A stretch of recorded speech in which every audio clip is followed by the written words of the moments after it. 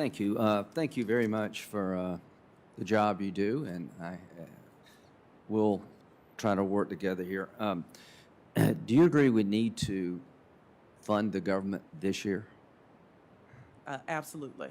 Do you agree we need some top lines sooner rather than later? We have some for you here to consider. Yeah, some that would work.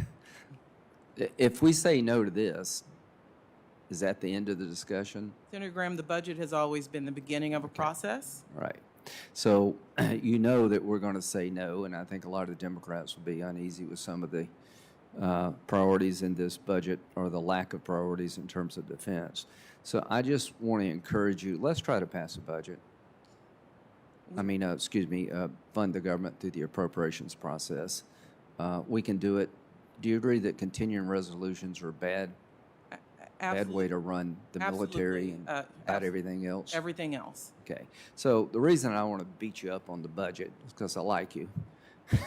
And I'm trying to get to where we're all going to be. We're going to be here fairly soon as appropriators trying to find a way to pass a budget that our colleagues can support. So I think Ms. Young is uniquely qualified to help us get there. And so when do you think we should have these discussions about a top line we could all agree upon? Senator Graham, I know the House Appropriations Committee will start its work soon, hoping the Senate Appropriations Committee follows suit. And I think both bodies have to work their will, starting with where the president would like to see both go. But both have a history of putting member interests where members of both bodies can come together. It has to be a bipartisan process. Okay, good. The sooner that process can start, the better, as far as I'm concerned. A bunch of states are basically canceling the federal unemployment benefit for their state because they believe it hinders the ability to hire people back as the economy reemerges from the COVID pandemic. Do you understand that logic, and what's your view of that? Well, one, I'd like to state the way we do unemployment, the governors have the right to make those calls. But I'd also like to point out the jobs report we saw last week.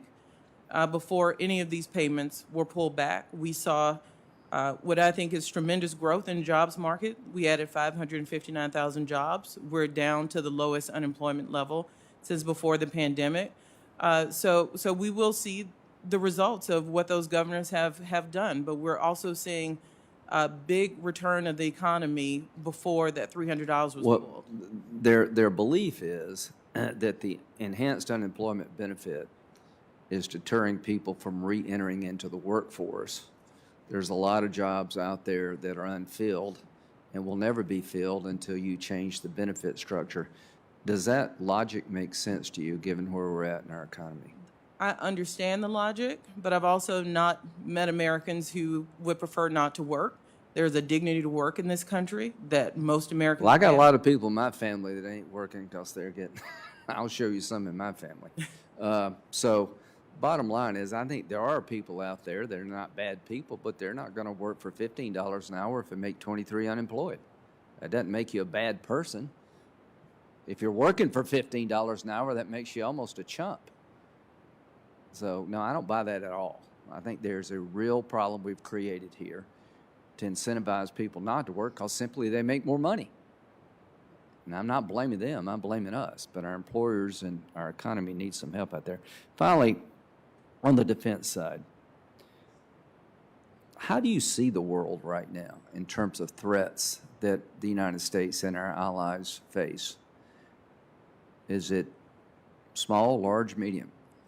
While I'm not a national security expert, it's clear the world remains a complex place with a lot of dangerous players.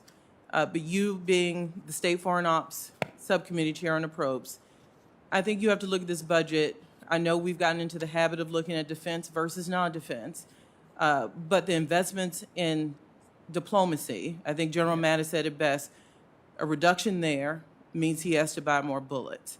So what you see when you don't see the defense numbers where you want them is a reinvestment in our diplomacy, making Yeah. sure that this complex environment, this complex world we live in Yeah. is not all handled militarily. I couldn't agree with you more, and I'll end on this, Mr. Chairman.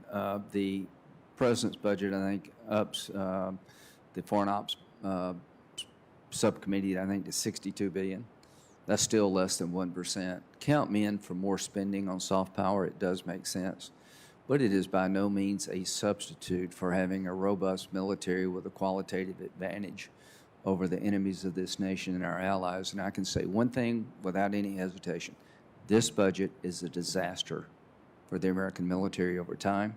This budget will entice bad actors to be more bold, and this budget sends absolutely the wrong signal in a dangerous world. While I appreciate more developmental aid spending, we're not going to defend America through developmental aid spending.